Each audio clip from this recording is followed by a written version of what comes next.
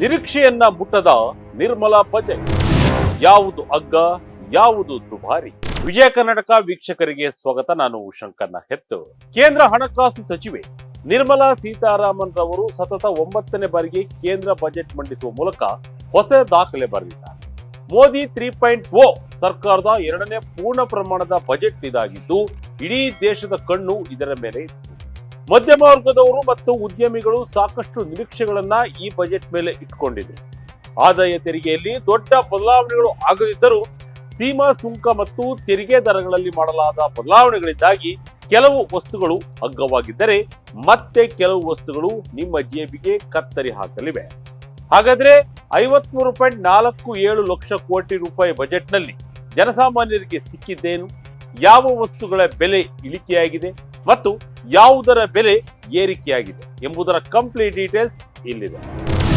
ಆರೋಗ್ಯ ಕ್ಷೇತ್ರಕ್ಕೆ Nirmala big game. Cancer ಚಿಕಿತ್ಸೆ ಅಗ್ಗ, ಔಷಧಗಳ ಸುಂಕ ಕಡಿತ. ಈ ಬಾರಿಯ ಬಜೆಟ್ನಲ್ಲಿ ಕ್ಯಾನ್ಸರ್ ರೋಗಿಗಳಿಗೆ ಮತ್ತು ಅಪರೂಪದ ಕಾಯಿಲೆಗಳಿಂದ ಬಳಲುತ್ತಿರುವವರಿಗೆ ನಿರ್ಮಲಾ ಸೀತಾರಾಮನ್ ದೊಡ್ಡ ಮಟ್ಟದ ರಿಲೀಫ್ ಅನ್ನು ನೀಡಿದ್ದಾರೆ. ಕ್ಯಾನ್ಸರ್ ಚಿಕಿತ್ಸೆಯಲ್ಲಿ ಬಳಸುವ 17 ಪ್ರಮುಖ ಔಷಧಗಳ ಮೇಲಿನ ಆಮದು ಸುಂಕವನ್ನ ಕಡಿತಗೊಳಿಸಲಾಗಿದೆ. ಇದರಿಂದಾಗಿ ದೇಶದಲ್ಲಿ ಕ್ಯಾನ್ಸರ್ ಚಿಕಿತ್ಸೆಯ ವೆಚ್ಚ ಗಣನೀಯವಾಗಿ ಕಡಿಮೆ ಆಗಿದೆ. ಅಷ್ಟೇ ಅಲ್ಲದೆ ಅಪರೂಪದ ಕಾಯಿಲೆಗಳ ಚಿಕಿತ್ಸೆಗಾಗಿ ಬಳಸುವ 7 ಬಗೆಯ ಔಷಧಗಳು ಮತ್ತು ವಿಶೇಷ ವೈದ್ಯಕೀಯ ಆಹಾರ ಪದಾರ್ಥಗಳ ಮೇಲೆ ಪೂರ್ಣ ಪ್ರಮಾಣದ ಆಮದು ಸುಂಕದ ವಿನಾಯಿತಿಯನ್ನ ನೀಡಲಾಗಿದೆ. ಇದು ಲಕ್ಷಾಂತರ ಕುಟುಂಬಗಳಿಗೆ ಆರ್ಥಿಕವಾಗಿ ನೆರವಾಗಲಿದೆ. ಎಲೆಕ್ಟ್ರಾನಿಕ್ಸ್, ಮೊಬೈಲ್, ಓವೆನ್ ಅಗ್ಗ. ಸೋಲಾರ್ ಮತ್ತು ಬ್ಯಾಟರಿ ಬೆಲೆ ಇಳಿಕೆ.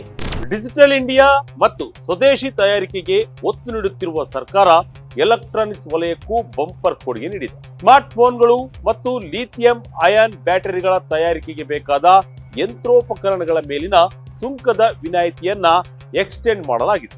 ಇದರಿಂದ ಸ್ಮಾರ್ಟ್ ಫೋನ್ಗಳ ಬೆಲೆ ಮತ್ತಷ್ಟು ಕಡಿಮೆಯಾಗುವ ಸಾಧ್ಯತೆ ಇದೆ. ಇನ್ನು ಮನೆಯಲ್ಲಿ ಅಡುಗೆಗೆ ಬಳಸುವ ಮೈಕ್ರೋವೇವ್ ಓವೆನ್ಗಳ ಬಿಡಿ ಭಾಗಗಳ ಮೇಲಿನ ಸುಂಕ ತೆಗೆದುಹಾಕಲಾಗಿರುವುದರಿಂದ ಅವುಗಳ ಬೆಲೆ ಇಳಿಕೆಯಾಗಿದೆ. ಪರಿಸರ ಸ್ನೇಹಿ ಇಂಧನಕ್ಕೆ ಉತ್ತೇಜನ ನೀಡುವ ನಿಟ್ಟಿನಲ್ಲಿ ಸೋಲಾರ್ ಗ್ಯಾಸ್ ತಯಾರಿಕೆಗೆ ಬಳಸುವ ಸೋಡಿಯಂ ಆಂಟಿಮೋನೆಟ್ ಮೇಲಿನ ಸುಂಕವನ್ನ 0 ಮಾಡಲಾಗಿದೆ. ಇದರಿಂದ ಸೋಲಾರ್ ಪ್ಯಾನಲ್ ಅಳವಡಿಕೆಗೆ ಈಗ ಮತ್ತಷ್ಟು ಅಗ್ಗವಾಗಿದೆ. ವಿಮಾನದ ಬಿಡಿಭಾಗಗಳ ಮೇಲಿನ ಸುಂಕವನ್ನ ಕಡಿಮೆ ಮಾಡಲಾಗಿದ್ದು, ವಿಮಾನದ ಬಿಡಿಭಾಗಗಳು ಕಡಿಮೆ ರೇಟ್ನಲ್ಲಿ ಸಿಗಲಿವೆ. ವಿದೇಶಿ ಪ್ರವಾಸ ಮಾಡುವವರಿಗೆ ಗುಡ್ ನ್ಯೂಸ್. ಪಾದರಕ್ಷೆ, ಚರ್ಮದ ವಸ್ತುಗಳು ಅಗ್ಗ. ಇನ್ನು ನೀವು ವಿದೇಶ ಪ್ರವಾಸದ ಪ್ಲಾನ್ ಮಾಡಿದರೆ ಬಜೆಟ್ನಲ್ಲಿ ನಿಮಗಾಗಿ ಸಿಹಿ ಸುದ್ದಿಯನ್ನ ನಿರ್ಮಲಾ ಸೀತಾರಾಮನ್ ನೀಡಿದ್ದಾರೆ. ವಿದೇಶಿ ಪ್ರವಾಸ ಪ್ಯಾಕೇಜ್ಗಳ ಮೇಲಿನ TCS ದರವನ್ನ 5% 2% ಇಳಿಸಲಾಗಿದೆ. ಇದರಿಂದ ವಿದೇಶಿ ಪ್ರವಾಸದ ಮುಂಗಡ ವೆಚ್ಚ ಕಡಿಮೆಯಾಗಲಿದೆ. ಇದರ ಜೊತೆಗೆ ಶಿಕ್ಷಣ ಮತ್ತು ವೈದ್ಯಕೀಯ ಉದ್ದೇಶಗಳಿಗಾಗಿ ವಿದೇಶಕ್ಕೆ ಹಣ ವರ್ಗಾವಣೆ ಮಾಡುವ ಮೇಲಿನ TCS ಕೂಡ 5% 2% ಇಳಿಕೆಯಾಗಿದೆ. ಇನ್ನು ಬ್ರಾಂಡೆಡ್ ಶೂ ಮತ್ತು ಚರ್ಮದ ವಸ್ತುಗಳ ಪ್ರಿಯರಿಗೆ ನಿರ್ಮಲಾ ಸೀತಾರಾಮನ್ ಗುಡ್ ನ್ಯೂಸ್ ನೀಡಿದ್ರು. ಚರ್ಮದ ಪಾದರಕ್ಷೆಗಳ ತಯಾರಿಕೆಗೆ ಬೇಕಾದ ಕಚ್ಚಾ ವಸ್ತುಗಳ ಮೇಲಿನ ಸುಂಕವನ್ನ ಕಡಿತ ಮಾಡಲಾಗಿದೆ. ಇದಲ್ಲದೆ ಸಮುದ್ರಾಹಾರ ಮತ್ತು ಕ್ರೀಡಾ ಉಪಕರಣಗಳ ಬೆಲೆಯಲ್ಲೂ ಇಳಿಕೆಯಾಗುವ ನಿರೀಕ್ಷೆ ಇದೆ.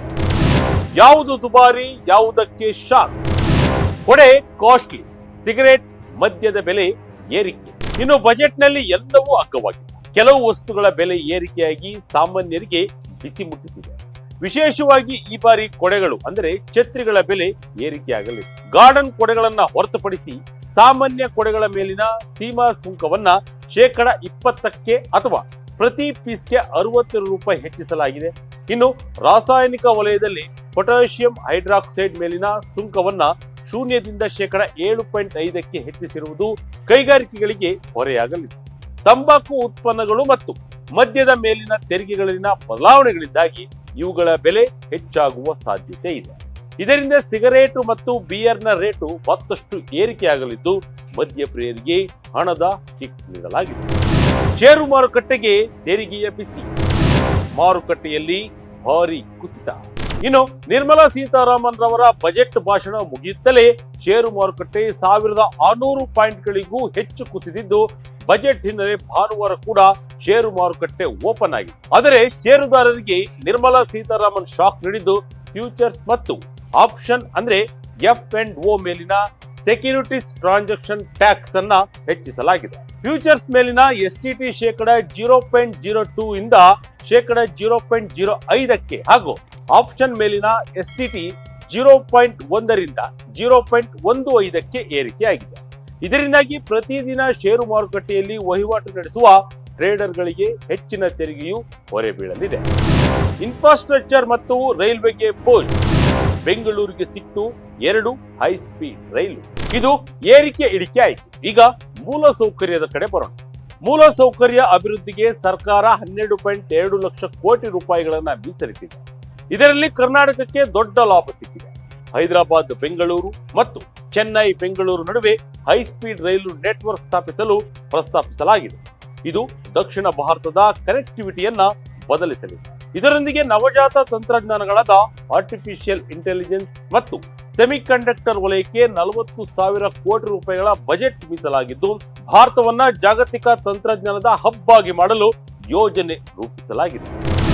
ಮಹಾತ್ಮ ಗಾಂಧಿ ಗ್ರಾಮ ಸ್ವರಾಜ್ ಯೋಜನೆ ಗ್ರಾಮೀಣ ಉದ್ಯೋಗಕ್ಕೆ ಹೊಸ ರೂಪ.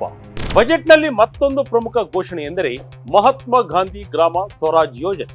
ಇದು ಖಾದಿ, ಕೈಮಗ್ಗ ಮತ್ತು ಕರಕುಶಲ ವಸ್ತುಗಳಿಗೆ ಜಾಗತಿಕ ಮಾರುಕಟ್ಟೆ ಒದಗಿಸುವ ಕೆಲಸ ಮಾಡಲಿದೆ.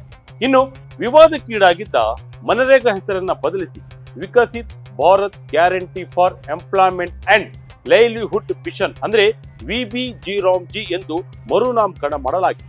ಇದು ಗ್ರಾಮೀಣ ಭಾಗದ ಜನರಿಗೆ ಉದ್ಯೋಗ ಭದ್ರತೆಯನ್ನ ನೀಡುವ ಉದ್ದೇಶ ಹೊಂದಿದೆ. ನರೇಗಾ ಯೋಜನೆಯ ಹೆಸರು ಬದಲಿಸಿದ್ದರಿಂದ ಭಾರೀ ವಿವಾದ ಸೃಷ್ಟಿಯಾಗಿತ್ತು. ಅದನ್ನ ಸರಿದೂಗಿಸುವ ಪ್ರಯತ್ನವನ್ನ ನಿರ್ಮಲಾ ಸೀತಾರಾಮನ್ ಮಾಡಿದ್ದಾರೆ. ಒಟ್ಟಿನಲ್ಲಿ 2026-27ರ ಬಜೆಟ್ ಮಿಕ್ಸಡ್ ಆಗಿದೆ. ಒಂದು ಕಡೆ ಕ್ಯಾನ್ಸರ್ ನಂತಹ ರೋಗಗಳ ಔಷಧ ಮತ್ತು ಎಲೆಕ್ಟ್ರಾನಿಕ್ ವಸ್ತುಗಳ ಬೆಲೆ ಇಳಿಸಿ ಗ್ರಾಹಕರಿಗೆ ಸಮಾಧಾನ ನೀಡಿದರೆ, ಇನ್ನೊಂದೆಡೆ ಷೇರು ಮಾರುಕಟ್ಟೆ ಹೂಡಿಕೆದಾರರಿಗೆ ತೆರಿಗೆಯ ಹೊರೆ ಹಾಕಲಾಗಿದೆ.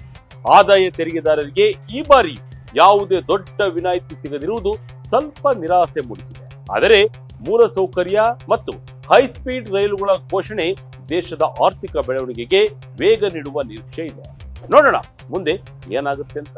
ಇದಾಗಿತ್ತು ಈ ಕ್ಷಣದ ಇಂಟ್ರೆಸ್ಟಿಂಗ್ ಸ್ಟೋರಿ. ಇದೇ ರೀತಿಯ ಸ್ಟೋರಿಗಾಗಿ Vijay Karnataka website, YouTube page, Facebook page follow ಮಾಡ್ತಾ ಇರಿ. ಧನ್ಯವಾದ.